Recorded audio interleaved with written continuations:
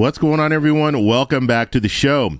So today we're going to talk about this Fair Tax Act. So we have in Congress, Representative Buddy Carter out of Georgia.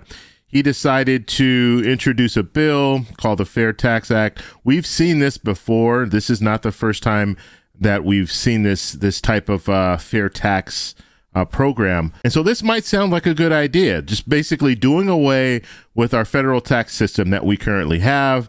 And so you don't have to worry about doing your taxes every year. When you get your paycheck, you're going to get all of the money that you've worked for. So they're not taking anything out. So this sounds like a good idea, but I'm going to tell you the reasons why this is probably not a good idea. And then we also need to talk about the reality here.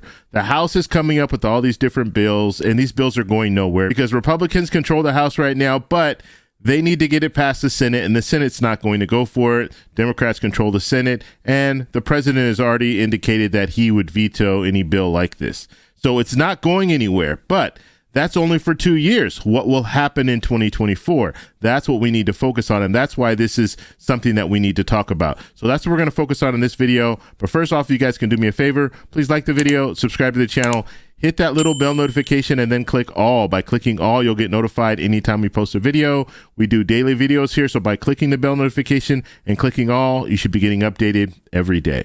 Okay, so let's take a look at the language here in this bill. Now, I'm not going to go over everything when it comes to this House resolution, but I just want to show you this is pretty much Buddy Carter's bill, okay? And the interesting part about this, and I don't know how many pages this is. I would imagine it's probably, let's see, 132 pages. Okay, so obviously, we're not going to go through all that, but I've pretty much given you a synopsis of what's going on when it comes to this fair tax. And so basically, it would be a 23% tax, but when you actually look at the numbers, it's more like 30%. So if you were to buy a product that costs $100, on top of that, you're going to have to pay an additional $30. That's the way that it comes out. And it shows 23%, but in reality, it's a 30% increase. And so what they would do, and this is separate from what the state's doing. So if you have a sales tax at a state in California, let's say you're paying 8% or 9% sales tax. On top of that, you're going to pay an additional tax. But the good news is you don't have to pay a federal tax. So you don't have to worry about doing your taxes and having them take money automatically out of your account. And so to simplify it, yes, I would agree. It's much simpler this way. But when you go to the grocery store, you buy any products, you're going to be paying more for those products, 30% more. And so you could just imagine going to the grocery store right now, you're paying $100 at the grocery store, you'd be paying $130 just because of this situation. But people are saying, well, this is good because we're going to have more of our check. We'll be able to see, we won't have to pay any taxes up front. We get a larger check, so we'll have that money. And so I want to focus on the 5 reasons why I think this is just not a good idea. So the first reason is people who are poor are really going to struggle when it comes to this. And the reason why they're going to struggle is because they're going to be paying the same amount in taxes as someone who has more money. And so, like I said, I gave the example of going to a grocery store. Well, a rich person, they could probably afford to pay $8 or $9 for a dozen eggs. But if you're poor, you're going to struggle paying that $8 or $9 for a dozen eggs. And so that's where this gets scary. And they even tried to address this in this bill because they said people who are at or below the poverty level, they would get a rebate every month just to kind of offset this cost. But what if you are just above the poverty level? So you're not at or below, you're just above it.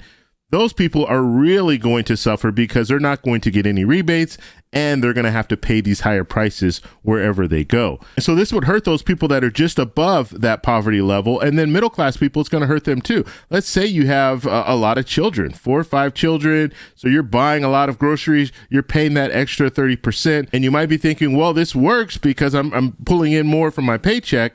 But you're not going to have some different tax write-offs that you have now. You're not going to be able to kind of, I don't want to say work the system, but you're not going to be able to use the tax advantages that you have in your favor, as well as businesses. They're going to be in the same situation. They might not be paying that federal tax, but now they can't write off a lot of things. And businesses, they work on that. So they will buy products just because they know that they can write them off. So a lot of those products are not going to be buying anymore. So that's going to hurt our economy. And so this situation would not only hurt the poor, it would not only hurt the middle class, but it would also hurt small business owners who need to buy products and write those products off. Now, the second reason, the people who are currently receiving Social Security, you're actually going to be paying into Social Security twice. Because when you were working, you were paying into the FICA tax, you were paying into Social Security. And now when you go to the grocery store and the way this situation works, you're paying that additional 30%. Well, they're taking a percentage of that to go towards Social Security. And so you'll be in a situation where you're receiving Social Security because you paid into Social Security when you were younger, and now you're paying into Social Security again. So you'd have to pay it twice. So it just doesn't make sense. That's something that they would definitely have to address if they wanted to move forward with some type of a fair tax, because it just wouldn't make sense. They would have to, people receiving benefits would have to be exempt from this. And I don't know how they would do it because they're not itemizing the FICA tax or anything like that. And we'll talk a little bit about that later. It's basically all one lump sum of money in the general fund. So it's not going to be a situation where they're separating the money. And so you would have people who are on Social Security actually paying into Social Security twice. Now, the third reason, rich people would pay about the same as a middle-class person or a poor person when it comes to taxes. And the reason for this is when you look at certain taxes, and let's look at food, you can only eat so much food.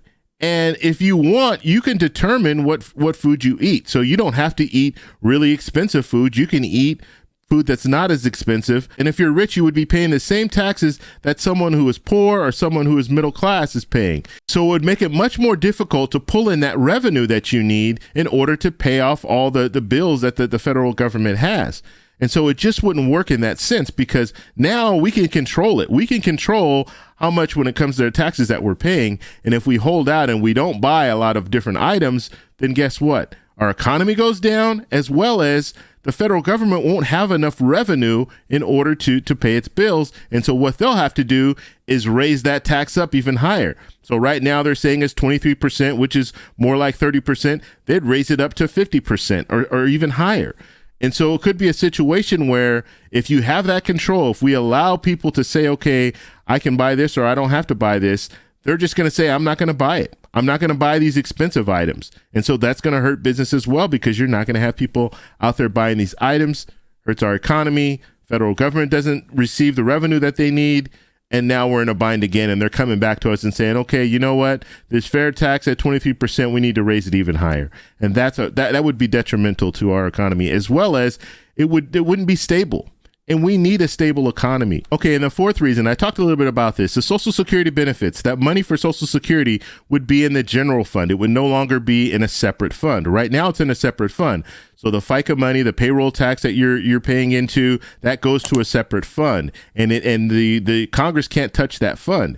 However, in the new system, it would be in a general fund, which means that Congress can touch that money and they can use that money for whatever they want to use it for. And so every year they have to come up with a budget, and they can hold Social Security and Medicare hostage and start taking from those programs. So that's another thing that would be very detrimental to people who are currently receiving Social Security and Medicare, because they would now be in a situation where that money's in the general fund. And you have Congress people talking. They've been talking about this for a while, where they want to privatize Social Security, or they want to bring Social Security into the general fund so they can use it for other things. And so this would be very, very dangerous. So you might think, oh, it's simplified. It's great to have this fair tax. But when you look at it, when you pull the blanket and you look underneath, you start to see that there's some problems with this whole system. And you start to see that if you have Social Security in some type of general fund, that would be dangerous for people who are currently receiving Social Security benefits. And then the fifth and last reason, people would leave the U.S. If you were able to leave the U.S., you would leave the U.S. You have people who are digital nomads who travel to different places, and it doesn't matter where they're living. They can work anywhere in the world. They're going to leave. You have rich people. If you're rich, why stay in the U.S. and pay 30% for products when you can go to another country and you don't have to pay that 30%? And you still have that American dollar. And so a lot of people would leave. You have people who are retired.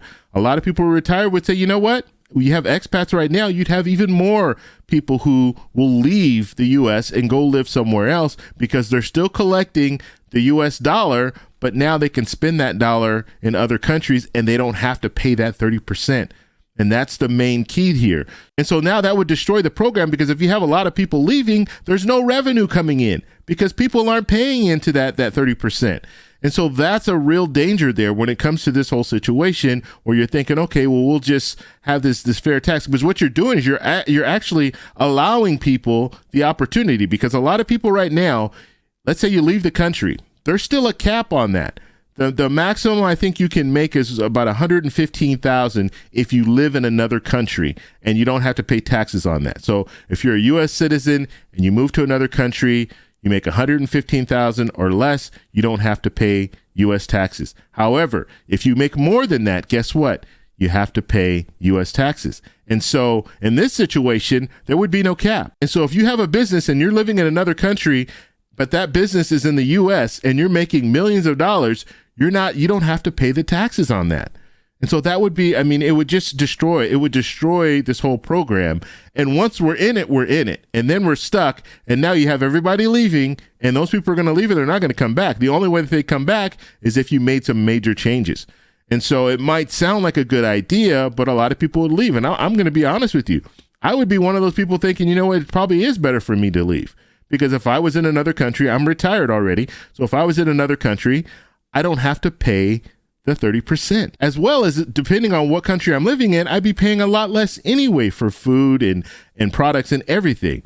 And then also, rich people, if they want to buy big ticket items, they're not going to buy them in the U.S. And we want them to buy it in the U.S. because we want that money to stay in the U.S.